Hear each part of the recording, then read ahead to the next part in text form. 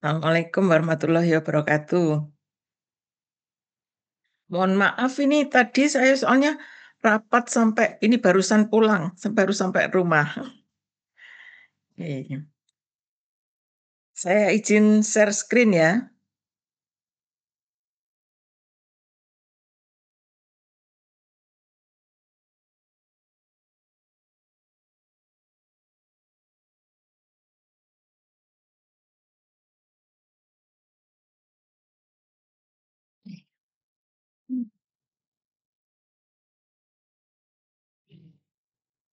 Sudah tampak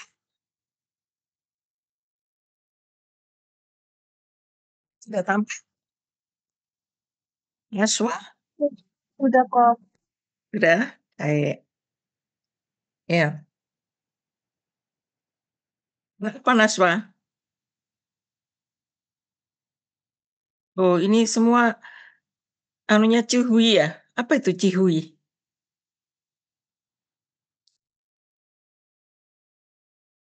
Backgroundnya Cihui. Nama kelasnya, Prof.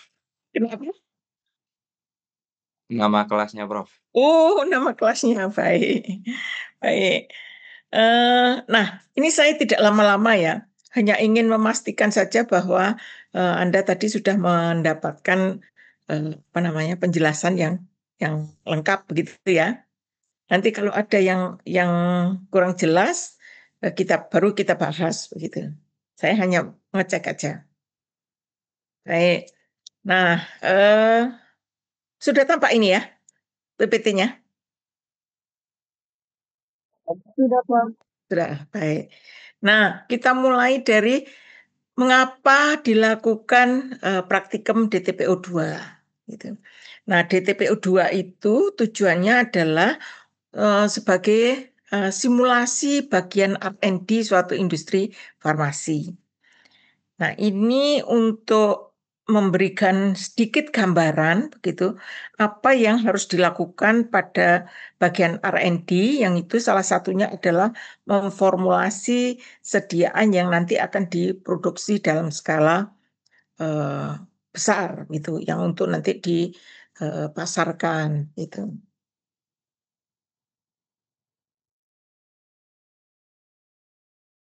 Mmm. Untuk sediaan liquida dan semisolida ini, eee bentuk sediaannya itu dimulai dari bahan aktif ya, mungkin tadi sudah dijelaskan oleh Pak Andang gitu. Ada bahan aktif, bentuknya garam atau base atau ester atau bentuk yang, lainnya begitu. Nah kemudian untuk menyusun suatu formula itu perlu mempelajari sifat fisika kimia dari bahan aktif. Mulai dari pemberiannya, apakah, eee, berbau, apakah memiliki rasa yang pahit, apakah, memiliki warna tertentu begitu, yang nanti perlu diatasi dengan, eee, bahan-bahan tambahan. Kemudian dilihat juga kelarutannya, apakah nanti sesuai untuk sediaan larutan begitu, diminta sediaan larutan, atau harus dibuat sediaan suspensi. Mmm, lalu yang perlu dilihat juga adalah suhu leburnya.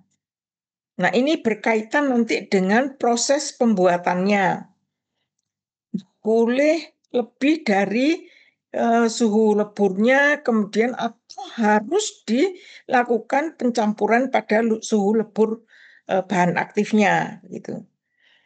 Atau justru kalau pada suhu lebur bahan aktifnya nanti terjadi degradasi. Nah, ini yang, eee bisa dijadikan acuan mengapa, perlu diketahui suhu lebur dari bahan aktif. Lalu yang perlu diperhatikan adalah stabilitas dari bahan aktif. Nah, stabilitasnya itu dipengaruhi oleh apa saja, sehingga perlu diatasi dengan bahan-bahan tertentu. Dan yang terakhir adalah dosisnya. Nah, dosis, tadi sudah dibahas dengan Prof. Esti dosisnya? Sudah? Dosis tadi sudah di Sudah, Prof. Oh, sudah. Baik. Nah, sehingga dari sifat fisika kimia bahan aktif ini, maka dibuatlah sediaan bentuk-bentuk tertentu itu. Kalau di sediaan likuida ada larutan eliksir, suspensi, sirup kering, emulsi gitu. Nah, untuk sediaan semi solidnya mulai dari krim, gel, ointment dan pasta. Nah,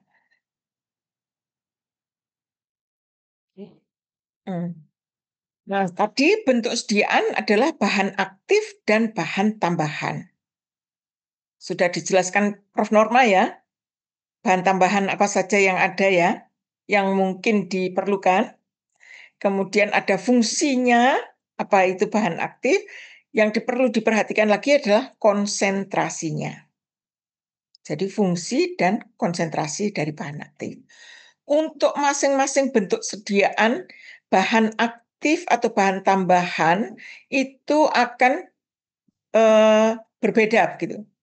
Untuk larutan mungkin bahan aktifnya bentuknya beda dibanding dengan bentuk sediaan krim atau bentuk sediaan gel yang perlu ditambahkan.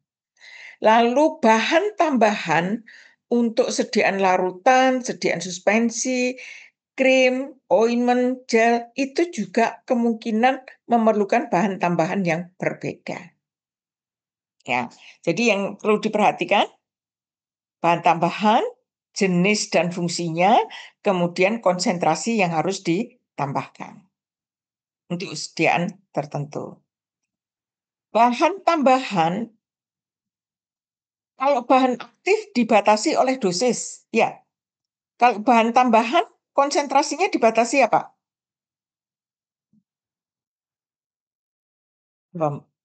Mas Kadarisman Wahyu.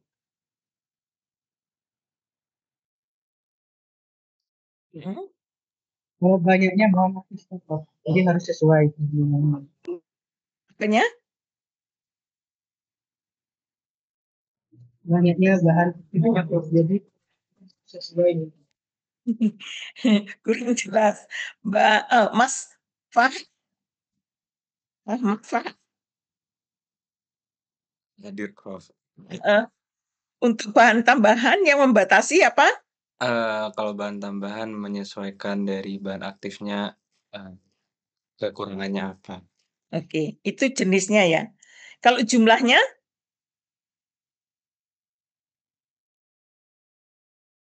Lihat. Jumlahnya dibatasi oleh apa?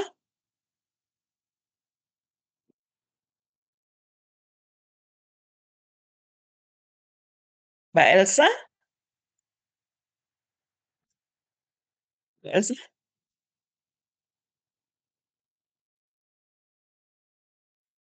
Yang membatasi konsentrasi atau jumlah bahan tambahan apa? Oh, belum dibahas. Oh, masih mute itu, masih mute.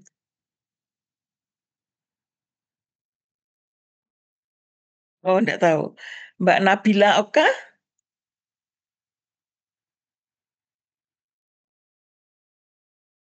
Ini belum dibahas dengan Prof. Norma. Yelisia Fani? Enggak tahu. Lupa ya, Mungkin belum dibahas tadi. Oh iya, ada? itu. Oh, Mungkin ADI. ADI, Prof. Betul, betul. Salah satunya adalah misalnya ada pemanis gitu ya. Pemanis. Pemanis kan ada pemanis alam, ada pemanis buatan. Nah, kalau pemanis buatan atau sintetis, ini konsentrasinya dibatasi. Satu adalah karena acceptable daily intake-nya, adinya. Bukan dibatasi oleh apa? Kalau bahan aktif itu dibatasi oleh misalnya harus dosisnya 500 miligram per sendok takar, bukan begitu. Tapi berapa jumlah yang boleh dikonsumsi setiap harinya. Acceptable daily intake, gitu ya. Selain tadi berapa dia untuk mendapatkan rasa manis yang diinginkan. Ya, itu. Jadi nanti fungsi dan konsentrasi menentukan berapa yang harus ditambahkan itu sesuai dengan rasa atau fungsi yang diinginkan dan acceptable daily intake-nya. Oke. Ya. Nah, untuk sediaan per oral ini penggunanya memiliki umur masing-masing. Selain itu, kemungkinan kondisi penderitanya juga ada kondisi tertentu. Misalnya ada bayi, lalu ada balita, ada anak-anak, ada dewasa, ada geriatri. Tetapi ada kemungkinan adalah ibu menyusui atau ibu hamil. Nah, yang perlu diperhatikan satu dosisnya. Dosisnya akan berbeda-beda. Oke, sudah dibahas dengan Prof. Esti, bayi itu umur berapa? Story, bayi itu umur berapa? 0 sampai 1 tahun. Kalau balita, Mbak Elsa? Balita, singkatan dari?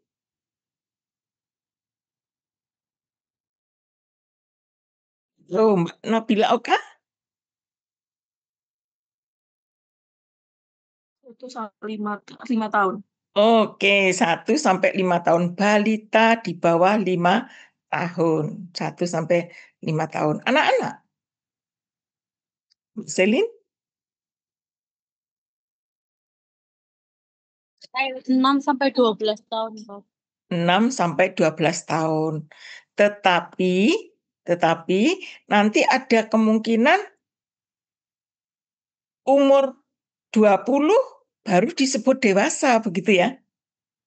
Ada kemungkinan 20, kalau tidak disebut lain, 20 baru dewasa untuk obat.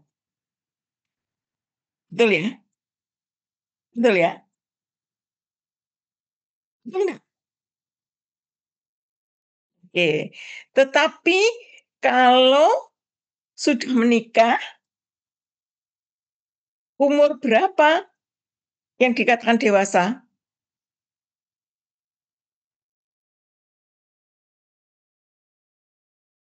Umur berapa?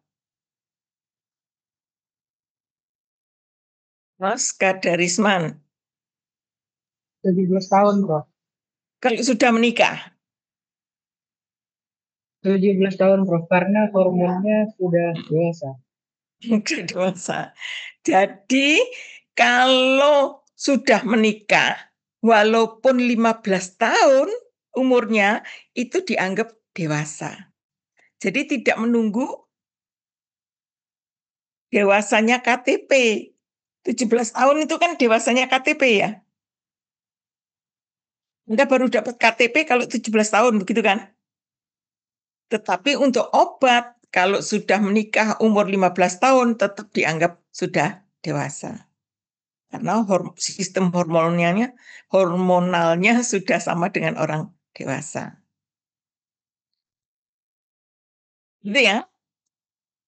Nah, untuk ibu menyusui dan ibu hamil, itu yang harus diperhatikan, ada obat-obat atau bahan aktif yang tidak boleh diminum oleh ibu hamil maupun ibu menyusui.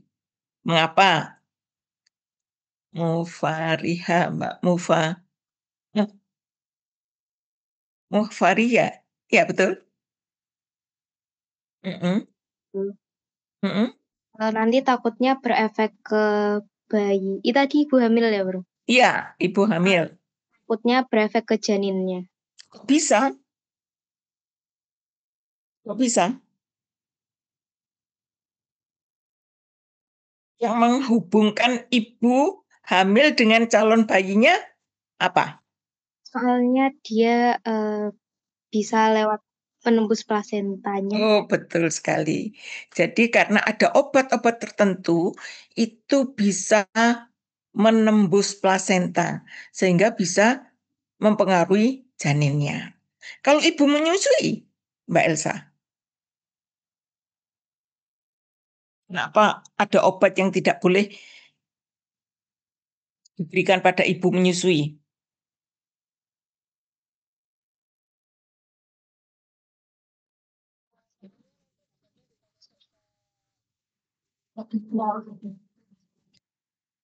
Betul. Jadi ada kemungkinan obat-obat tertentu itu masuk atau keluar bersama-sama ASI. Nah, nanti bisa mempengaruhi bayinya begitu. Nah, itu di etiket harus di etiket atau di brosur atau di kemasan sekendernya itu harus diberi catatan itu. Obat ini tidak boleh digunakan oleh ibu hamil dan ibu menyusui. Itu ya. Dosis sudah bisa menghitung semua ya. Sudah bisa menghitung dosis semua. Mas Hitaro. Bisa, Prof. Tadi sudah diajarin sama Prof. Esti. Bagus. Jadi nanti ditentukan apakah kadar kadar bahan aktif dalam sediaan itu sudah sesuai. Artinya sudah memenuhi dosis yang diinginkan. Oke, bagus. Terus, nah sudah tahu siapa penderitanya. Nah, untuk sediaan topikal, yang dia harus diperhatikan adalah bagaimana keadaan area di mana obat itu dioleskan atau diaplikasikan. Ada kemungkinan seperti dermatitis ini kulitnya itu utuh, hanya ada kemerahan, kemudian ada bercak-bercak saja. Atau ada bintil-bintil gitu ya, yang berwarna merah. Ada kemungkinan kulitnya yang pecah-pecah atau mengelupas begitu ya, seperti pada keadaan kulit kepala yang berketombe begitu.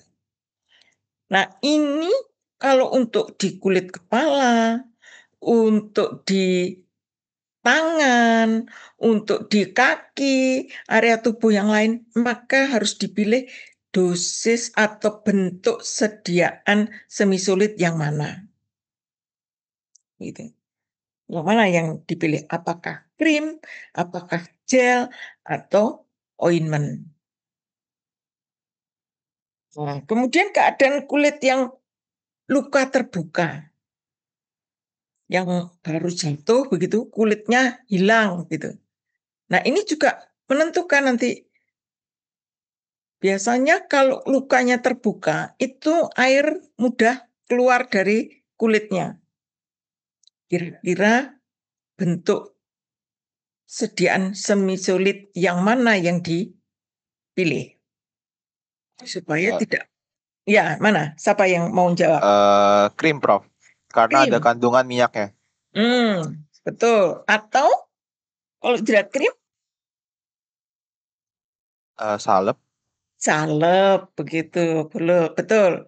Karena kalau dipakai gel, nah gel mudah sekali ditembus oleh air.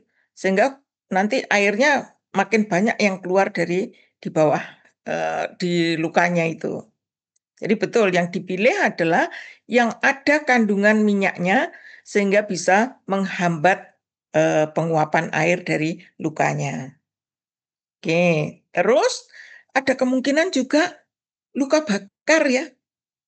Nah, luka bakar ada yang kulitnya masih ada, tapi ada yang kulitnya sudah mengelupas. Nah, ini juga akan menentukan basis mana yang boleh digunakan. Oke, terus contoh yang lain adalah kalau digunakan di area mulut. Contohnya adalah sediaan untuk sariawan. Sediaan untuk sariawan ini termasuk obat dalam atau termasuk obat luar? Nah, obat luar, Prof, karena tidak ke GI tract. Oh, betul sekali. Jadi obat luar karena tidak melalui GI tract. Tetapi obat ini pada saat penggunaan hampir pasti adalah ikut tertelan. Betul enggak? Setelah dioleskan kemudian dihilangkan? Betul, Prof. Kemungkinan tertelan karena ada air liur. Betul. Nah, sehingga harus digunakan bahan-bahan yang boleh untuk obat dalam. Pengawet misalnya, tidak boleh menggunakan pengawet yang hanya boleh untuk sediaan luar. Paham ya? Paham ya? Obat kumur termasuk obat dalam apa obat luar? Vikarin. Obat luar, Prof. Obat luar. Karena apa? Sesudah dikumur dia dibuang ya, dikeluarkan. Tetapi ada kemungkinan beberapa tetes begitu ikut tertelan. Nah, oleh karena itu untuk obat kumur juga harus menggunakan bahan-bahan yang boleh digunakan untuk obat dalam. Tidak boleh menggunakan bahan-bahan yang hanya boleh digunakan untuk obat luar. Paham ya? Oke, kita lanjutkan. Nah, tahapan pembuatan jurnal ya, kan harus membuat jurnal ya. Nah, itu tadi saya dapat informasi bahwa Pak Andang akan memberikan formula lengkap, gitu ya? Betul nggak? Benar, Prof. Betul. Jadi nanti sudah diberikan formula lengkap bahan aktif berdasarkan bahan tambahan dengan konsentrasinya. Nah, tetapi harus diingat bahwa pemilihan bentuk sediaan itu mulai dari pemilihan bahan aktifnya. Nanti tetap Anda analisa apakah bahan aktif yang diberikan oleh Pak Andang itu dalam formulanya cocok untuk sediaan Anda. Bahan aktif untuk sediaan oral beda atau tidak sama, bentuknya tadi kan ada base, ada kemungkinan garam, ada kemungkinan adalah ester, begitu ya. Nah, bentuk bahan aktif yang dipilih ini apakah sudah sesuai dengan tujuan penggunaan sediaannya? Harus dicari, begitu ya. Kemudian kan tadi targetnya sudah tahu. Targetnya ada di mana? Ada di lambung, ada di usus, lokal, atau harus sistemik menuju ke organ tertentu. Nah, sehingga dosisnya harus sesuai. Dosisnya harus sesuai. Tadi sudah dibahas dengan Prof. Esti ya. Nah, sehingga menentukan bentuk sediaannya tadi sesuai dengan bahan aktif yang tersedia. Nah, sesudah bentuk sediaan tadi sesuai, maka yang harus ditentukan lagi adalah target product profile. Targetnya seperti apa yang diharapkan? Kalau sediaan suspensi, yang dimaksud ini adalah karakteristik dan kadar pada setiap takaran. Kalau suspensi, target produknya apa? Nindya Ayu.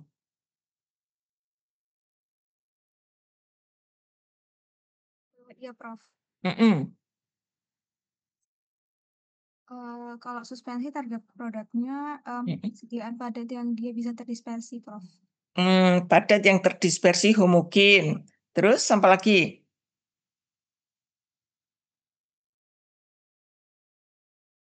Apa lagi? Perlu warna tertentu?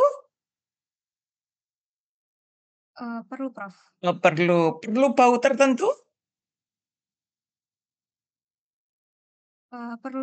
Sepertinya perlu, Prof. Perlu ya, perlu bau tertentu, perlu warna tertentu.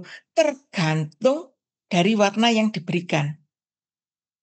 Kalau nanti Anda beri warna kuning, maka target produk profilnya ya harus berwarna kuning. Ngerti? Kalau diberi bau stroberi, maka di target produk profilnya juga harus bau stroberi. Nah, ini salah satu target produk profile. Nah, jadi bahan-bahan tambahan itu apakah sudah lengkap atau ada yang perlu ditambahkan lagi? Boleh dirubah ya formulanya yang diberi Pak Andang?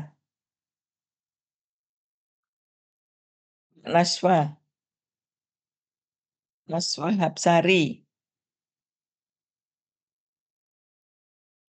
Masih mute itu Mbak Naswa.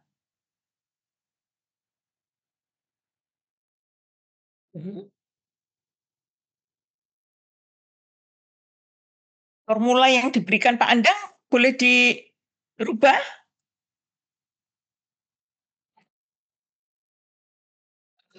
Boleh tapi disesuaikan lagi, Prof. Diskusi dibilang Betul. boleh. Boleh ya? Nah, boleh dirubah tapi harus didiskusikan kembali. Jadi pada saat diskusi itu nanti disepakati dirubah atau tetap begitu ya. Oke. Nah, dari formula ini sama Pak Andang diberi cara pembuatan?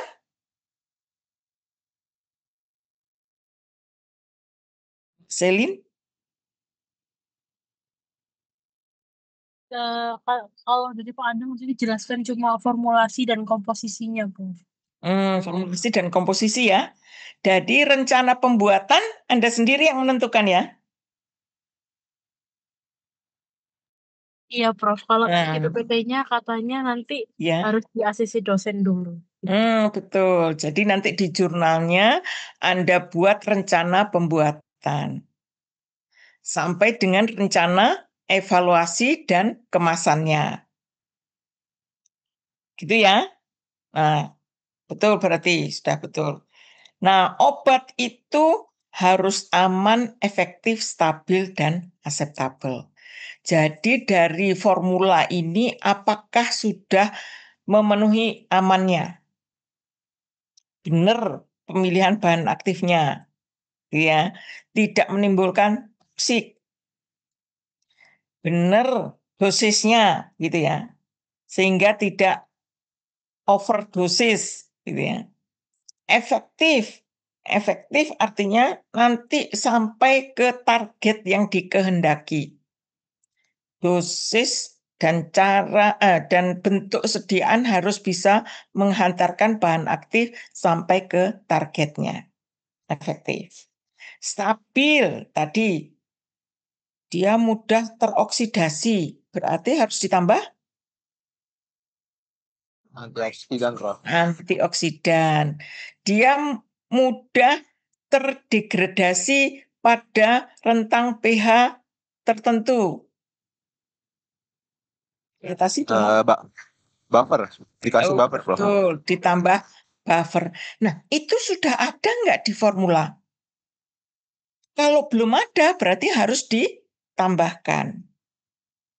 Atau Anda perhatikan, Anda lihat konsentrasinya memenuhi syarat apa enggak? Kalau tidak, berarti konsentrasinya boleh dirubah. Dapar, pemilihan dapar, dan perhitungannya sudah dapat. Pemilihan dapar dan perhitungannya sudah dapat. Sudah dapat penjelasan? Belum, Prof. Belum. Jadi harus ikut di responsi minggu depan. Karena baru disampaikan atau dijelaskan oleh Prof. Dewi Melani minggu depan. Begitu ya? Oke. Stabilitas. Aseptabilitas tadi adalah salah satunya bagaimana supaya obat ini tidak terlalu pahit. Ditambah dengan sukrosa atau gula sintetis. Bisa sakarin, bisa siklamat, dan lain-lainnya. Begitu ya? Oke. Nah, jadi pelaksanaan praktikumnya sudah dibagi kelompok? Sudah dibagi kelompok? Sudah, Prof. Sudah? Sudah, Prof. Oke. Satu kelompok ada berapa orang? 15. 15. Nah, nanti 15 itu dibagi lagi menjadi subkelompok. Subkelompok ini yang nanti mengerjakan satu bentuk sediaan. Paham ya? Subkelompok mengerjakan satu bentuk sediaan. Gitu ya? Penjelasan Pak Andang, betul ya? Benar, Prof. Betul, Prof. Oke. Tetapi jurnalnya harus dipahami oleh ketiga subkelompok. Jadi dalam satu kelompok itu ada kemungkinan ada 3 atau 4 bentuk sediaan. 3 atau 4 bentuk sediaan. Jurnalnya harus dibuat lengkap untuk keempat bentuk sediaan tersebut. Tetapi waktu pembuatannya hanya satu subkelompok yang bertanggung jawab. Gitu ya. Terus, maka sebelum praktikum sesudah membuat jurnal, jurnalnya tadi harus di print enggak ya?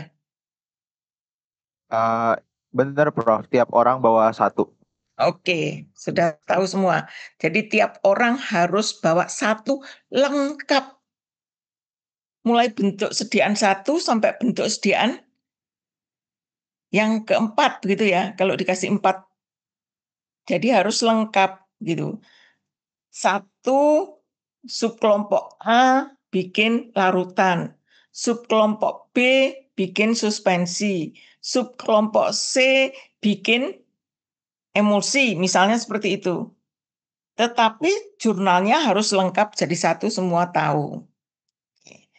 Lalu sesudah diskusi, kalau tidak ada yang diperbaiki, langsung pembuatan.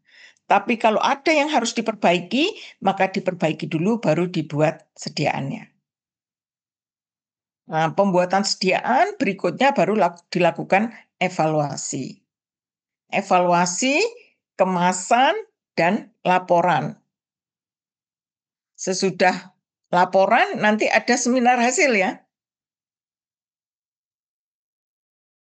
Betul? Iya, Prof. Nah, kegiatan dari diskusi sampai dengan seminar hasil itu merupakan penilaian harian. Jadi nanti tiap hari Anda mendapat penilaian oleh dosen pembimbing. Sehingga harus aktif, di diskusi juga aktif, di pembuatan juga aktif, di evaluasi aktif, pengemasan dibuat bersama-sama, pelaporan juga dibuat bersama-sama, dan dipresentasikan bersama-sama. Nggak boleh hanya satu orang yang menjawab terus.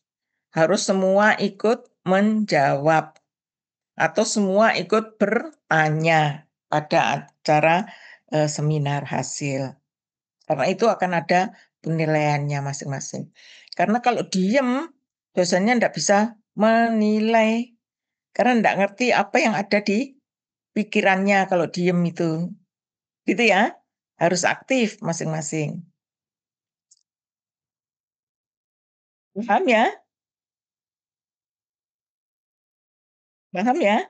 Paham, Prof. Oke, paham.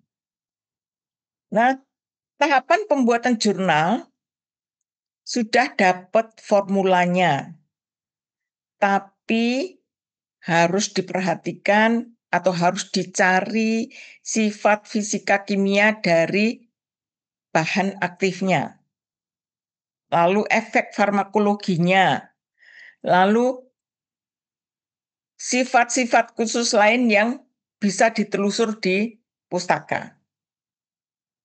Nah, coba perhatikan atau coba dianalisa bentuk bahan aktifnya tadi, apakah sesuai dengan bentuk sediaan yang akan dibuat.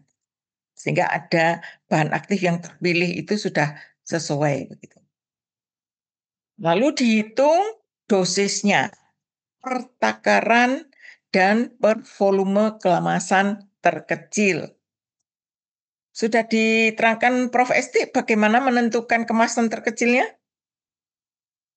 Sudah, Prof. Oh, sudah. Baik.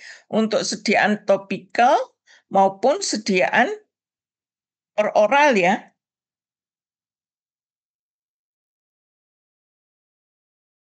Menentukan kemasan terkecil untuk sediaan topikal sudah ditentukan? Kalau tadi untuk sediaan yang di botol, Prof. Oh, yang per oral. Yang topikal belum? Belum, Prof. Kira-kira bagaimana menentukan menentukan jumlah sediaan dalam kemasannya? Kemasannya untuk topikal apa ya umumnya? Kalau enggak tub ini pot. Bisa tub, bisa pot, begitu kan? Nah, jumlahnya berapa? Kalau pasta gigi berapa gram? Satu tubnya. Ayo, pasta gigi berapa gram satu tub? 190 gram. 190 gram. Kalau untuk obat sariawan berapa gram? Ada yang tahu? 10 gram. Iya, cuma 10 gram gitu ya. Satunya 190 gram, satunya cuma 10 gram. Kira-kira alasannya apa? Kira-kira alasannya apa ya?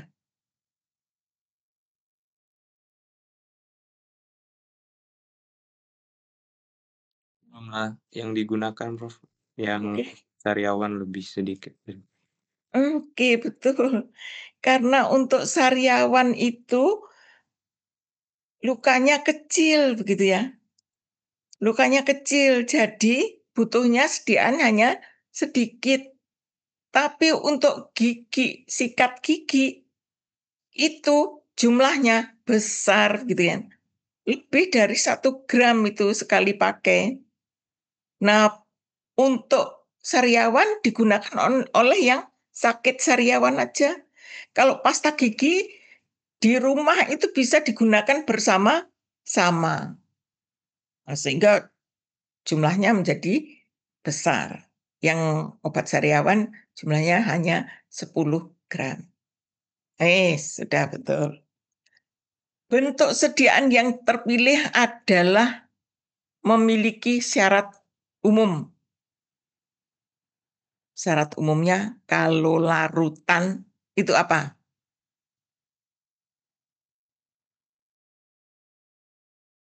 Eka Sahrina.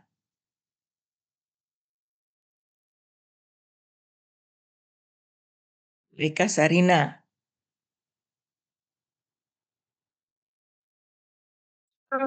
Jernih. Jernih, betul. larutan jernih gitu ya. Mbak Esterina betul ya? Untuk sediaan suspensi syarat umumnya apa?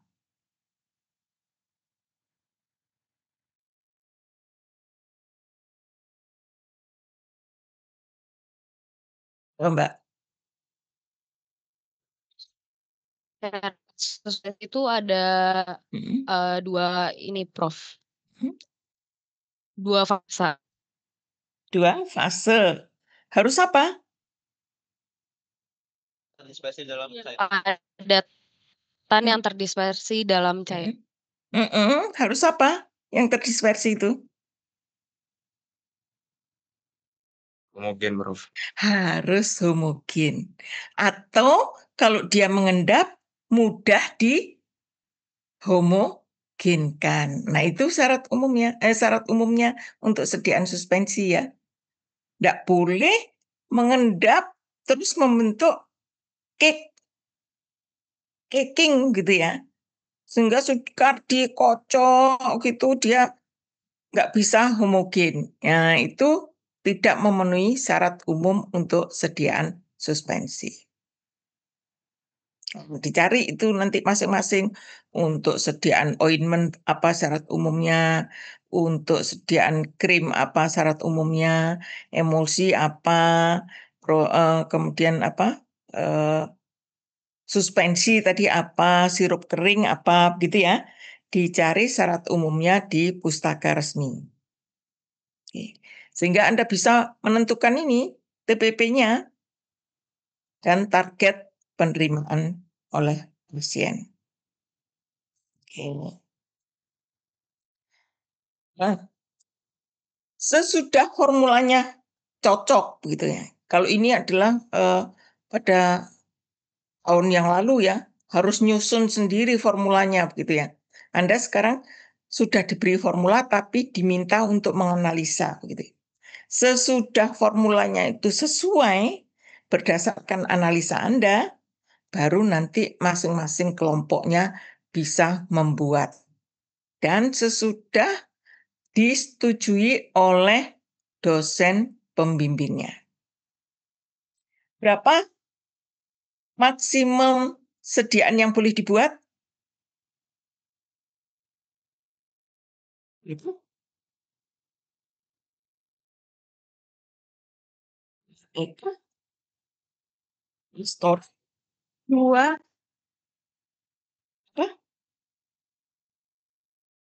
Jumlah sediaan yang boleh dibuat. Maksimum berapa mili?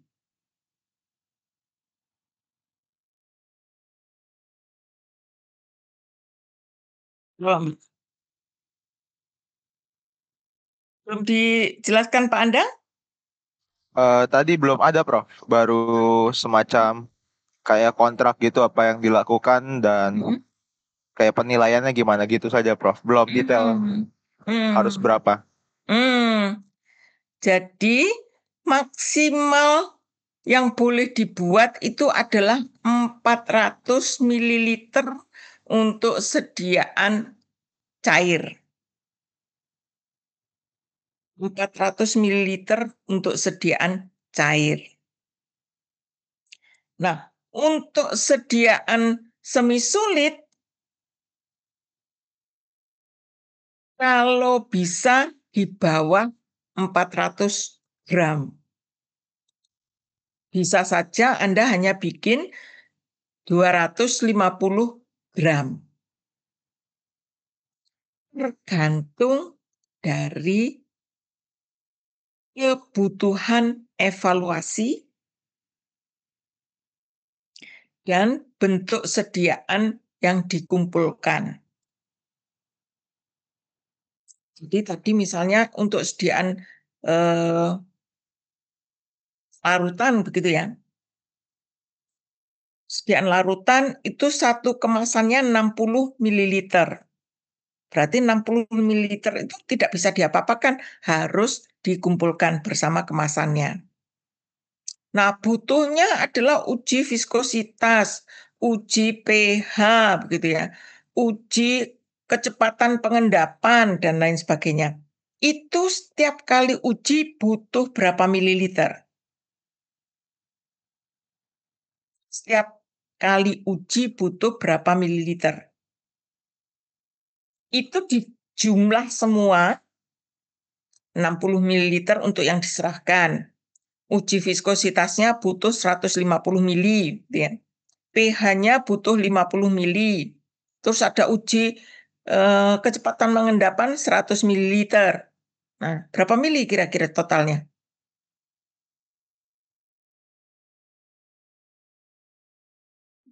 360. 360. Berarti minimal membuat 360. Bu, nanti ketinggalan di bekernya, ketinggalan di alat untuk menimbang, gitu ya. Nah, makanya boleh dibuat sampai 400 mililiter. Tapi untuk sediaan semi-solid, kemasannya hanya 10 miligram. Ya, kemasannya hanya 10 miligram. Untuk uji viskositasnya 150 gram. Ya, pH-nya karena 1 gram diatkan 50, jadi hanya 1 gram. Butuhnya untuk pH, gitu ya. Terus ada lagi untuk mengetahui daya sebar, butuhnya hanya 1 gram juga. Jadi totalnya berapa yang harus dibuat?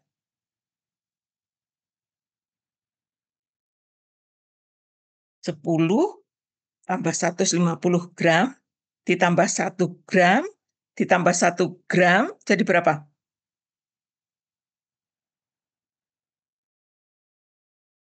162 gram, Prof. 162 gram, gitu ya. Butuhnya 162 gram. Bu, berarti saya boleh buat 200 gram. Boleh, gitu ya. Nah, dihitung seperti itu. Sehingga bisa saja nanti untuk sediaan topikal hanya buatnya 200 gram. Atau 250 gram, gitu. Tergantung nanti. Ini nanti ketinggalan di cawannya, ketinggalan di mortirnya, begitu nanti boleh ditambahkan jumlahnya. Sudah? Nah, jadi berapa jumlah yang harus dibuat berdasarkan kebutuhan untuk diserahkan dan untuk evaluasi. Oke. Cara pembuatannya bagaimana? Tadi sudah Anda susun ya. Bahan A ditambah bahan B, diaduk sampai larut, begitu baru ditambahkan bahan C, dan seterusnya. Nah, urutan tahapan pencampurannya. Kemudian yang ketujuh adalah rancangan evaluasi yang selengkap-lengkapnya. Mungkin mulai dari penetapan kadar. Bagaimana caranya? Instrumennya apa? Metode kerjanya seperti apa? Pustaka yang digunakan apa? Nah, ditulis lengkap untuk setiap bentuk atau setiap jenis evaluasi. Selengkap-lengkapnya. Nah, nanti mana yang dilakukan itu tergantung yang dipilih bersama dosen pembimbingnya. Oke. Nah, yang nggak boleh ketinggalan adalah pada jurnal harus sudah mulai dirancang bentuk etiketnya seperti apa. Bentuk leafletnya nanti seperti apa. Wadah sekundernya seperti apa. Wadahnya harus menyesuaikan dengan kemasan terkecilnya. Wadah sekunder harus menyesuaikan dengan kemasan terkecilnya. Jadi semua bentuk sediaan tadi harus ada etiket, harus ada brosur, harus ada wadah sekundernya. Apa yang harus tercantum dalam etiket, brosur, wadah sekunder itu sesuai kriteria pendaftaran obat jadi pada Dirjen POM.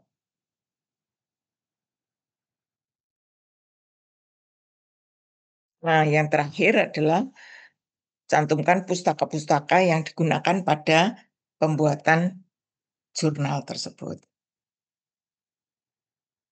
Oke.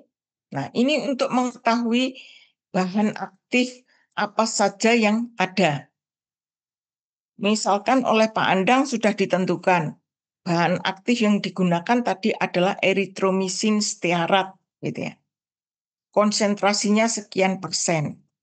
Nah, nanti dicari eritromisin stearat itu efeknya apa, efek sampingnya apa, karakteristik fisika kimianya bagaimana, kemudian karakter kimianya bagaimana, kemudian bisa digunakan untuk oral apa, hanya boleh digunakan untuk sediaan topikal. Terus kalau eritromisin base itu sifatnya seperti apa? Boleh enggak untuk peroral atau harusnya boleh untuk topikal?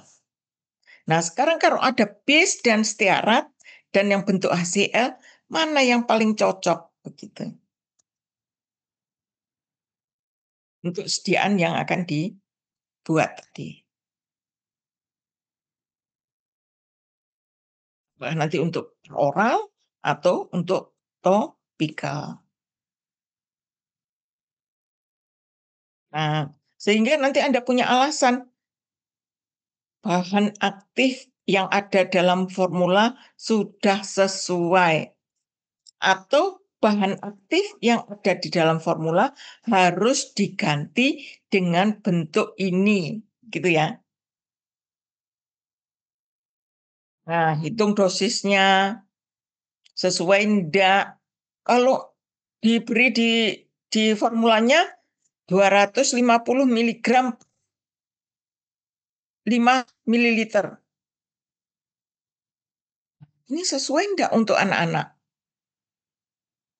Atau terlalu besar untuk anak-anak yang dituju gitu ya.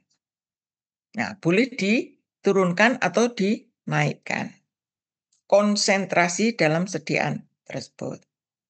Gitu ya. Itu artinya Anda mengevaluasi atau menganalisa formula yang sudah diberikan. Bahan aktifnya. Nah, ini contoh TPP, Target Product Profile. Bentuk sediaan suspensi. Kadar bahan aktifnya 250 mg per 5 ml. Sudah sesuai ini. Mungkin dibuat sebagai target product profile-nya. pH-nya didapat pH 6,5. Maka target product profile-nya adalah sediaan tersebut memiliki pH 6,5. Ukuran partikelnya sekitar 50 mikron atau mikrometer, ya. Viskositasnya harapannya sekian CPS. Warnanya Anda beri warna apa? Baunya Anda beri warna bau apa? Rasanya manis dan lain sebagainya. Ini adalah salah satu target profile untuk sediaan suspensi. Nanti untuk sediaan yang lainnya silahkan dibuat target product profile masing-masing. Nah, alur berpikir ini untuk memudahkan tadi, untuk mengecek apakah komponen yang ada dalam sediaan itu sudah sesuai begitu. Anda buat dari bahan aktifnya apa, terus dia punya sifat apa.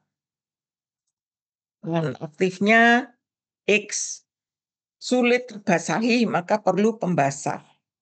Pembasah yang digunakan apa yang ada di dalam formula. Nah, berarti sudah ada. Bahan aktifnya sukar larut dalam air. tetapi stabil dalam air. Maka perlu ditambah apa? Apakah perlu kosolven atau kalau dengan kosolven tetap tidak bisa larut, dibuat suspensi begitu ya. Suspending agentnya apa? Nah itu sampai dengan pengawet yang ditambahkan apa, daparnya apa begitu. Ini untuk mengecek apakah formula yang Anda buat sudah betul.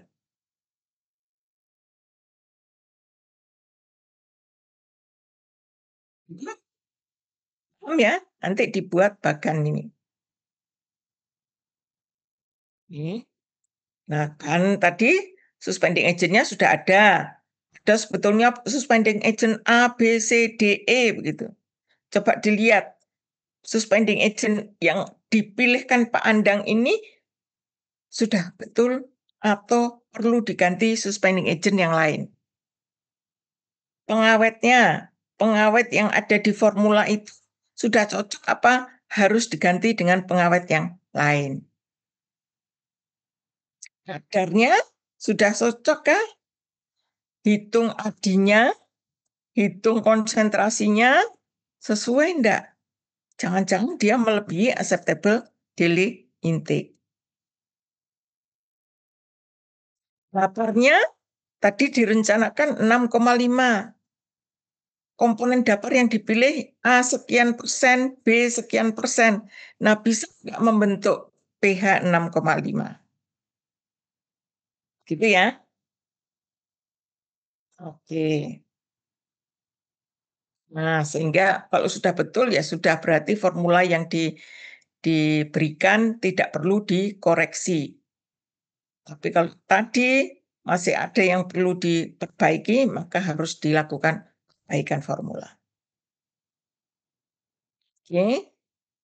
Nah, nanti dibahas pada saat diskusi rancangan formula dan cara pembuatan serta metode evaluasinya didiskusikan pada saat diskusi dengan dosen pembimbing.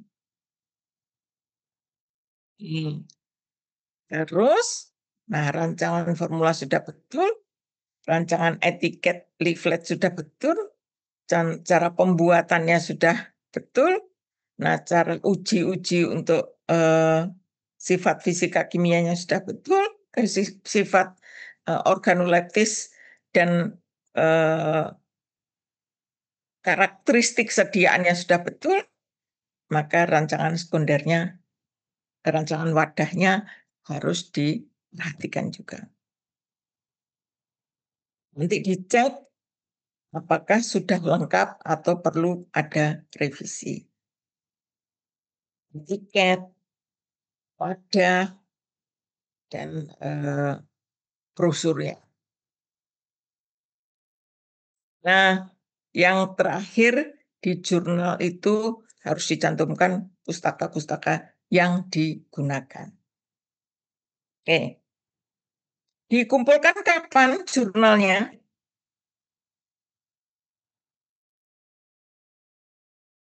Selin?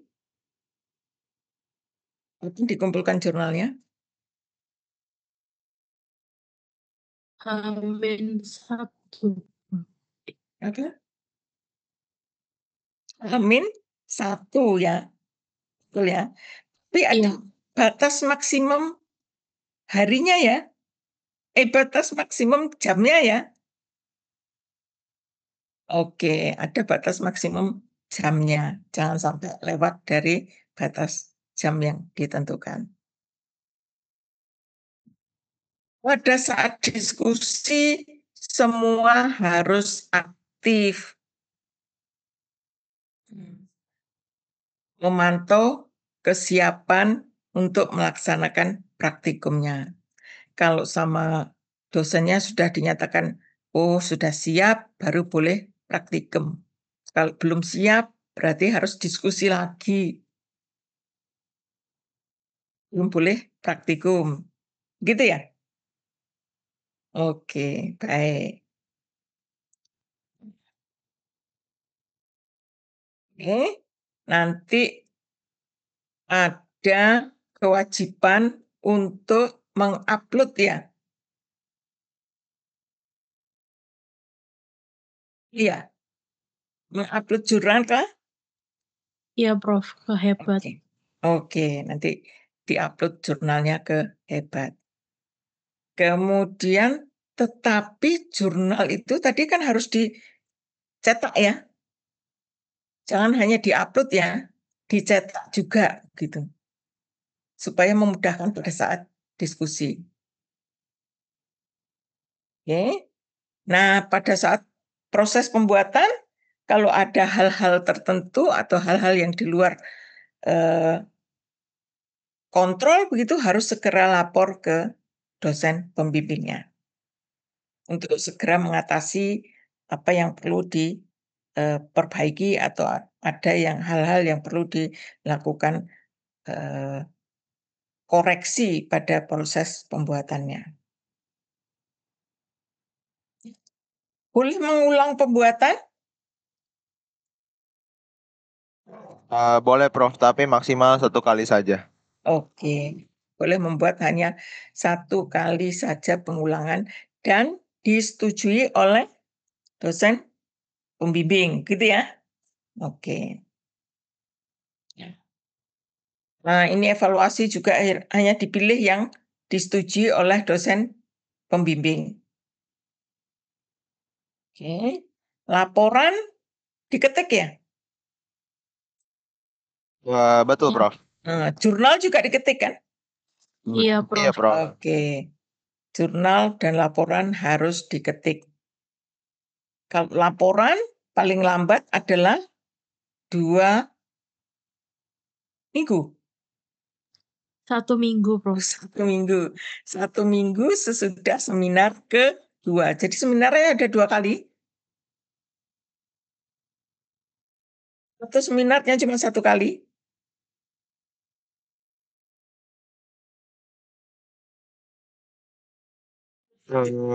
Dua kali Prof. 2 kali ya? Sudah dapat jadwalnya? Jadwal Tikem sudah dapat? Tadi sudah ditampilkan Pak Andang Prof, cuman jadwalnya belum di-share. Oh, belum di-share. Jadi nanti tergantung ya, apakah seminarnya 1 kali atau seminarnya 2 kali. Jadi tergantung dari berapa kali seminar, 1 minggu setelah seminar yang terakhir. Oke. Ya, penilaian tadi sudah disampaikan? Penilaiannya adalah ada penilaian harian. Mulai diskusi jurnal sampai dengan seminar. Persentasenya sudah disampaikan Pak Andang? Sudah, Prof. Sudah, Prof. Sudah. Berapa persentase harian? 60%. Harian 60%. Lalu ada ujian lisan ya? Berapa persentase ujian lisan? 30. 30? Tadi seingat saya harian 60, seminar 10, sisanya nilai ujian, Prof. Oh, sebenarnya ujiannya. Ujian lisan atau ujian OSCE. Begitu kah? Ujian lisan ini harus apa enggak? Harus, Prof. Ya, ujian lisan itu harus. Nah, kalau yang sudah lulus ujian lisan, boleh tidak ikut ujian OSCE. Tapi yang tidak lulus ujian lisan, harus ujian OSCE. Yang lulus ujian lisan, boleh OSCE? Boleh, Prof. Boleh. Oke. Ya, jadi itu adalah penilaiannya. Baik, sudah disepakati. Nah, selamat berproses, begitu ya. Mudah-mudahan nilainya A semua. Mau A? Amin. Ada yang enggak mau A? Mau, Prof. Oh, ada ya. Jadi itu tadi asalkan Anda diskusinya baik, Tidak terlambat. Betul ya? Tidak boleh terlambat ya? Masuk terus, aktif, pasti nilainya A. Dan ujiannya lulus. Ya, kalau ujiannya tidak lulus, mungkin dapat AB. Ujian lisan tidak lulus, ikut ujian OSCE gitu ya. Ujian lisan nggak lulus, ujian OSCE nggak lulus. Berapa nilainya?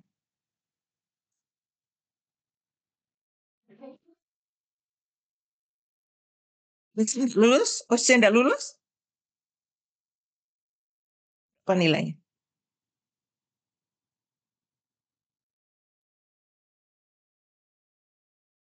Apa Mbak Selin? Jelek Prof yang pasti Prof. Jadi nilai hariannya 60 ya? Iya. Nah, 60% itu tergantung Anda dapat 100, 60%-nya jadi 60.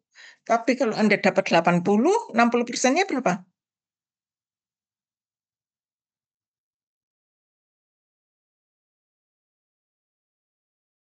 Berapa?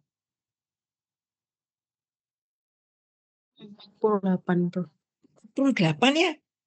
68 belum C loh.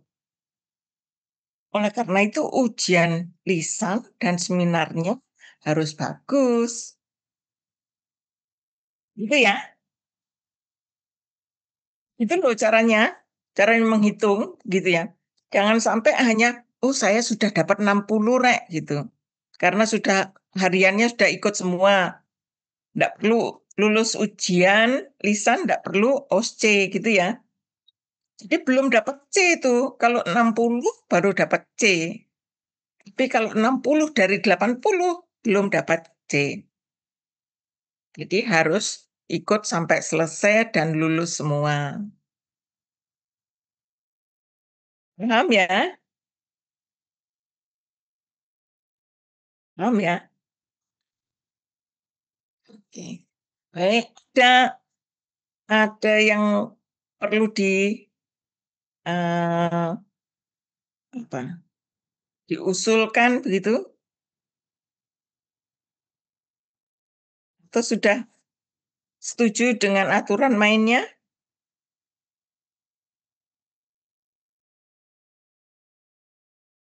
Setuju, Prof.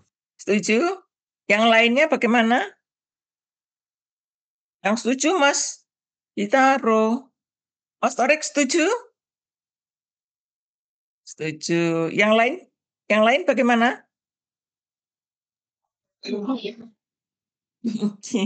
Dian setuju ya? Oke, baik. Nah, kalau sudah setuju semua, berarti minggu depan tinggal responsi yang kedua ya. Saya stop share ya. Oke. Minggu depan responsi kedua sambil Anda menyiapkan jurnal untuk diskusi sediaan yang pertama, betul?